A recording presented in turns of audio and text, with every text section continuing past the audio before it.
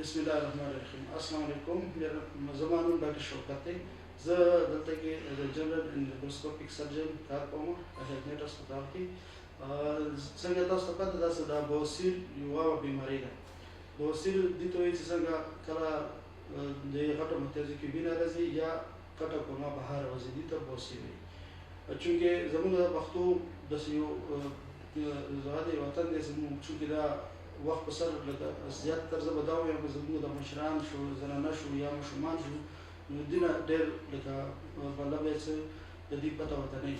نو زموږ د دې ویډیو کولو مقصد دا دی چې دا دې خلکو ته خاص کر دا پیغام ورسي چې تاسو خپل علاج وخت په سر کوئ. دا داسې کله کله دې نه غټې بیمارانې جوړې شي، لکه بواسیر زیاتره لکه مطلب وکې زموږ په معاشرې کې قبضیت نه جوړېږي، ټینشن نه جوړېږي، لکه خوراک نه جوړېږي.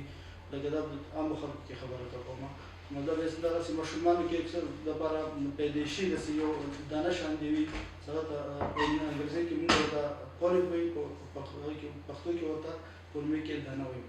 نو هغه کېږي. همدغسې زنانه چې کوم دي هغه دپاره د خاص کر د کله بچي پیدا شو نه پس د کمې زنانه ماشوم په خېټه باندې یا ماشوم پیدا شي، هغه نه پس دا ډېر زیات وي.